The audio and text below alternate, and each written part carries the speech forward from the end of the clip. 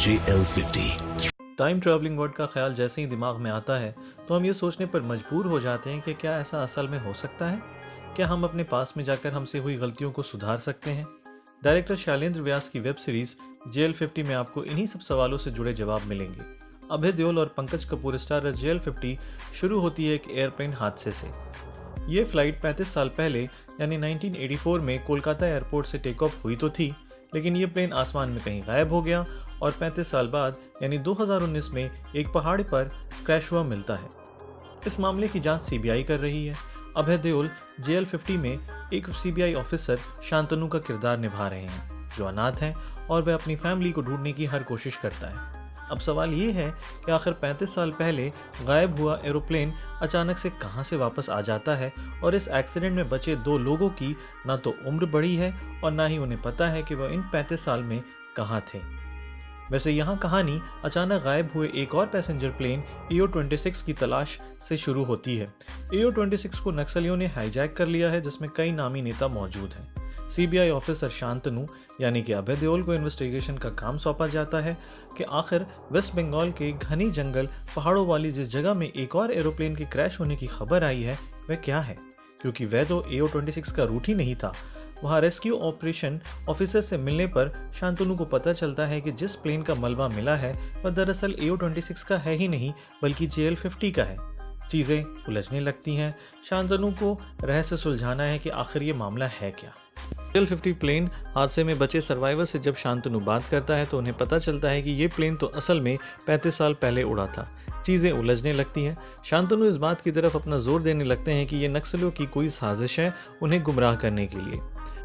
हालांकि जब Abhay Deol quantum physics के प्रोफेसर पंकज कपूर से मिलते हैं तो उनकी बातें सुनकर वे बिल्कुल हैरान रह जाते हैं। धीरे धीरे कहानी एक ट्रैक पर चलने लगती है जिसमें टाइम ट्रैवलिंग की बातें सामने आने लगती है।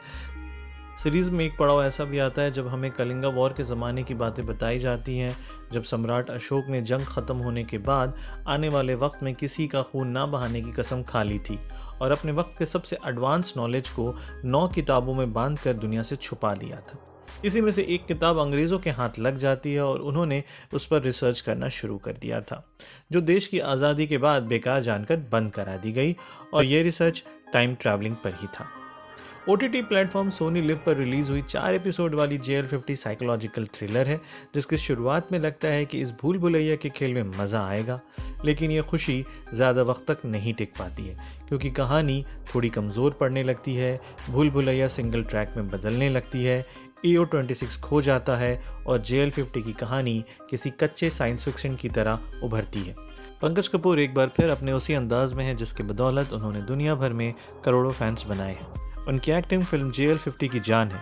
ये बोलना बिल्कुल भी गलत नहीं होगा कि एक साइंस रिसर्च प्रोफेसर के दिमाग में क्या कुछ चलता रहता है, पंकज कपूर से बेहतर शायद ही कोई और एक्टर हमें बता पाता। फिल्म में अभय देओल ने अपनी तरफ से बेस्ट देने की कोशिश की है। साथ में असर छोड़ जाने लायक रोल में दिखी हैं ऋतिका आनंद। JL50 की पायलट बीहू यानी ऋतिका आनंद अपने ज़माने के हिसाब से खुले मिजाज की लड़की हैं। उनकी एक लड़के से शादी होने वाली थी मगर वह 7 फेरे लेने से पहले ही मां बन जाती हैं।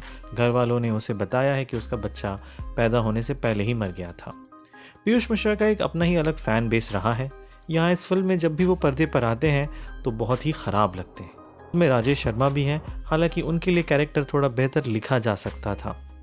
शैलेंद्र कहानी में नक्सलवाद को भी ले आए हैं क्योंकि कोलकाता और वेस्ट बंगाल की कोई कहानी इस ट्रेडमार्क के बिना शायद पूरी नहीं हो सकती है। इतिहास और नक्सलवाद कहानी में भारी ना हो जाए इसलिए शैलेंद्र क्वांटम फिजिक्स के जरिए टाइम ट्रैवलिंग पर सीरियस डिस्कशंस भी करते हैं। अगर आप साइकोलॉजिकल थ्रिलर देखने में दिलचस्पी रखते हैं तो बेशक ये वेब सीरीज़ आपको अच्छी लगेगी।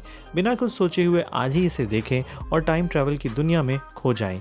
यकीनन ये सफ़र आपको पसंद आएगा।